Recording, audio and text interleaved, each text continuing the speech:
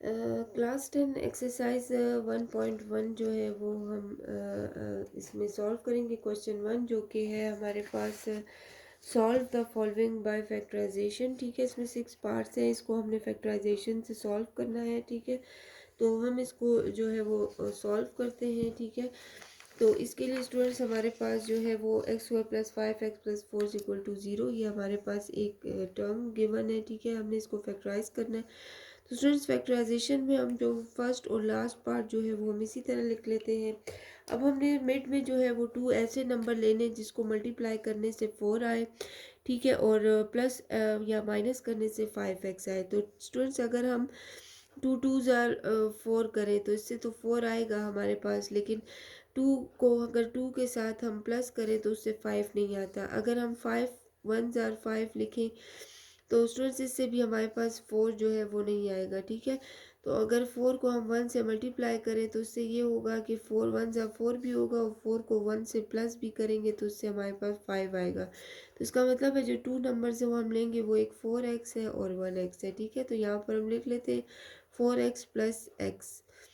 ठीक है, क्योंकि x के साथ कुछ नहीं है, इसको 1 कंसिडर करेंगे। इन दोनों को मल्टीप्लाई करने से 4 आएगा, और इन दोनों को अगर हम ऐड करें तो इससे हमारे पास 5x आएगा। तो अब इसका हम कॉमन ले लेते हैं, इन दोनों में से भी, इन दोनों में से भी। तो स्टूडेंट्स यहाँ पर हमारे पास x + 4 आ जाएगा। यहाँ से हम 1 कॉमन ले लेंगे। ठीक है, तो यहाँ पर x + 4 आ जाएगा। ठीक है, अगर दोनों कॉमन सेम आते हैं तो इसका मतलब है जो दो नंबर हमने लिए वो बिल्कुल एग्जैक्ट सेम है। तो यहाँ पे x + 4 और x + 1 है। ठीक है, जो कि 0 के इक्वल है। तो पहले हम x + 4 को 0 के इक्वल लिखते हैं। ठीक है, और x + 1 को 0 के इक्वल लिखते हैं। यहाँ से स्टूडेंट्स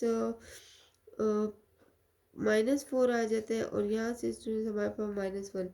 तो सोल्यूशन सेट में हमारे पास x की दो वैल्यू आ जाती है, एक -4 आ जाता है, एक -1। ठीक है, इसी तरह इसका सेकंड पार्ट है x - 3 होल स्क्वायर = 4। पहले हम थोड़ा सा सिंप्लीफाई कर लेते हैं। ये a - b होल स्क्वायर का फार्मूला है, और स्टूडेंट्स हमें पता है a - b whole square equal होता है a² + b² - 2ab के। ठीक है, तो स्टूडेंट्स यहाँ पे x² आ जाएगा प्लस b जो है वो हमारे पास 3 है, तो 3 का स्क्वायर 9 आ जाएगा, -2a जो है वो हमारे पास x है, और b जो है वो 3 है। तो स्टूडेंट्स = 4x² + 9 - 6x = 4। ये 4 भी हम इक्वल के साइड पे ले आएंगे ताकि हमारे पास एक टर्म बन जाए। ठीक है, तो x², ये 4 इधर आ जाएगा तो -4 हो जाएगा, -6x = 0।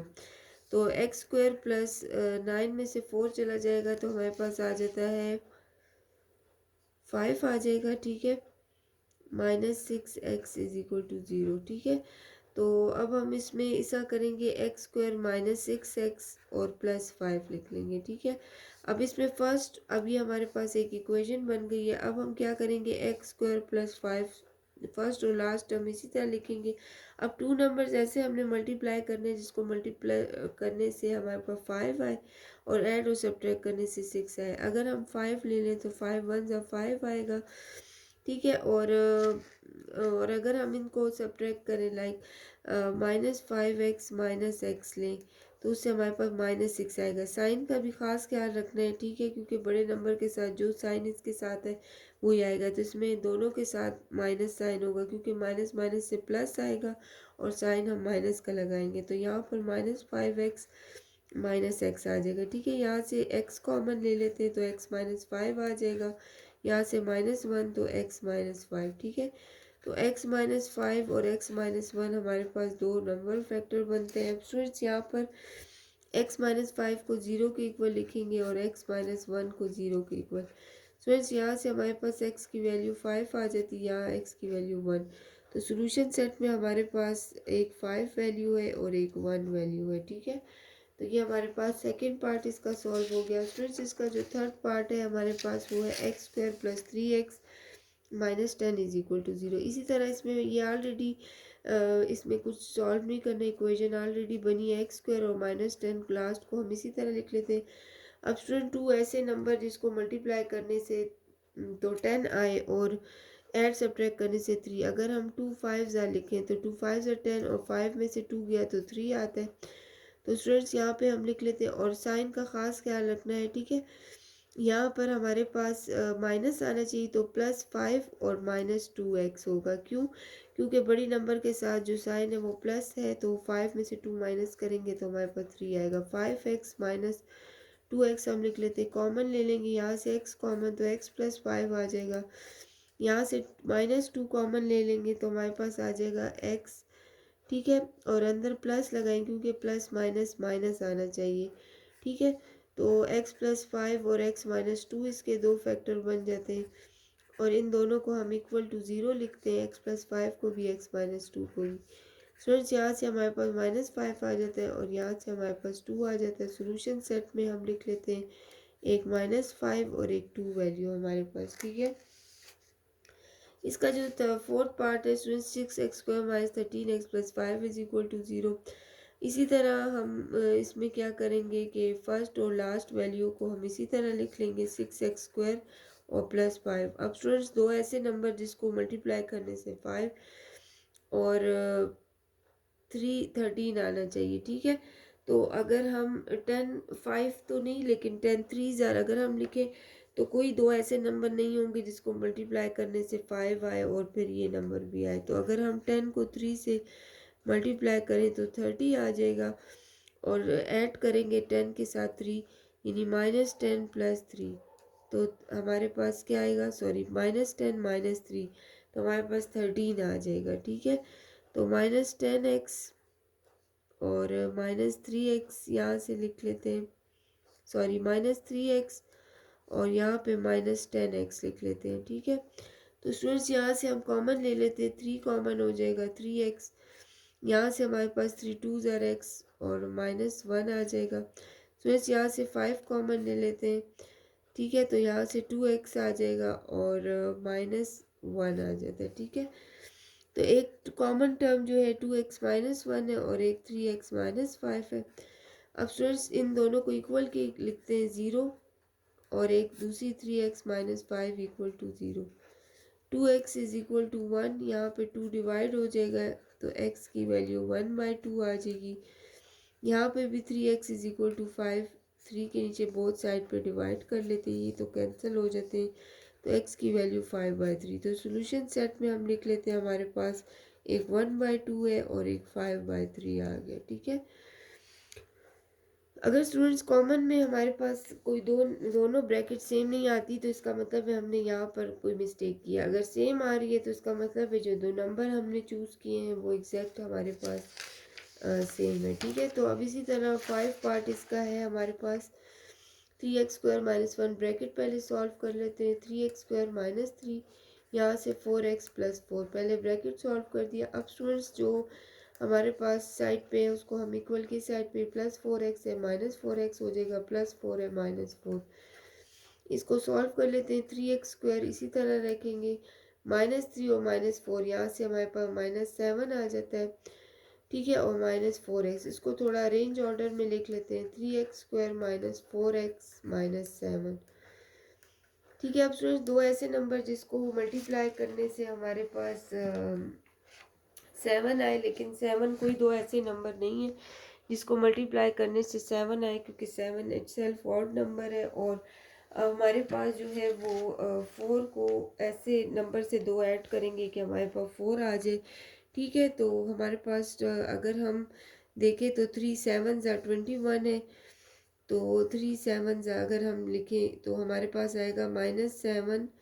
x + 3x, तो 7 में से 3 अगर हम माइनस करें तो हमारे पास स्टूडेंट 4 आ जाता है, ठीक है। तो 3 7 21, 4 आ जाता है, तो हम लिख लेंगे 3x² - 7x + 3x, ठीक है, -7, ये हमने दो नंबर ले लिए। अब स्टूडेंट्स इसमें से जो है वो हम देख लेते हैं कि कोई कॉमन टर्म, तो यहाँ पे हमारे पास सिर्फ x कॉमन निकलता है, यहाँ से 3x - 7 आ जाएगा, +1 3x - 7 आ जाएगा, ठीक है। तो इसी तरह यहाँ से 3x - 7 एक टर्म निकल लेती है हमारे पास, और दूसरी जो टर्म है वो हमारे पास है x + 1। इन दोनों को 0 के इक्वल लिख लेते हैं यहाँ पे रफ वर्क में, ठीक है। एक 3x - 7 = 0 आ जाता है और एक x + 1 = 0। स्टूडेंट्स यहाँ से 3x = 7 से डिवाइडेड बाय 3 आ जाएगा, तो x की वैल्यू 7/3 आ जाएगी और यहाँ पे x इज इक्वल टू -1 है। ठीक है, तो ये हमारे पास 7/3 सोल्यूशन सेट में हम लिख लेंगे और -1। ठीक है, ये हमारे पास इसका रिक्वायर्ड आंसर आ जाएगा।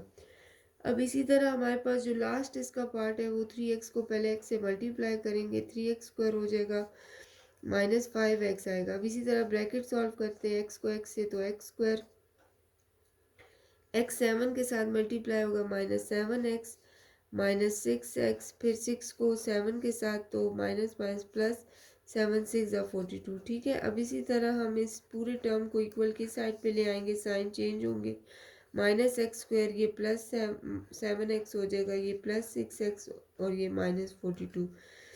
3x² और -1 इससे गया तो 2x² आ जाता है, -5x + 7x। ठीक है, तो -5x प्लस 7 और 6 को प्लस कर लेते हो, आ जाएगा 7 8 9 10 11 13 आ जाएगा, 13x। ठीक है, और माइनस यहाँ से हमारे पास आ जाएगा 42 आ जाता है। ठीक है, तो स्टूडेंट्स 2x² है, यहाँ से 13 में से 5 को अगर हम माइनस कर दें तो आ जाता है, अगर हम 13 को 5 से जो है वो माइनस करें, कैलकुलेटर हम यूज़ कर सकते हैं। ठीक है, 13 - 5 करते हैं तो हमारे पास 8 आ जाता है। ठीक है, यहाँ से +8 और -42, 2 इधर से कॉमन ले लेते हैं तो x² + 2 4 ज़ा 8, 2 1 ज़ा 2, 2 2 ज़ा 4 और 2 1 ज़ा 2, 21 आ जाता है। ठीक है, तो ये इक्वल टू 0, ये सब टर्म इक्वल टू 0 आ रही है। ठीक है, अब स्टूडेंट्स यहाँ पर जो है वो 2 डिवाइड कर लेंगे बोथ साइड पे, यहाँ पे भी 2 डिवाइड हो जाएगा, यहाँ से 2 कैंसिल, तो x² + 4 माइनस यहाँ से 8x आ जाएगा हमारे पास, ये x में है। ठीक है, x + 4x - 21 = 0। अब इसको हम जो है थोड़ा सिंप्लीफाई कर लेते हैं। ठीक है, तो x² है, अगर हम कोई दो ऐसी टर्म लिखें तो 3 7 ज़ा 21 होता है, और 23 को हम 7 से मल्टीप्लाई करें तो यहाँ पे हम +3x + 7x -7x लिखेंगे, सॉरी -3x + 7x, क्योंकि बड़ी वाली नंबर के साथ जो साइन है वही ये वाला साइन होना चाहिए।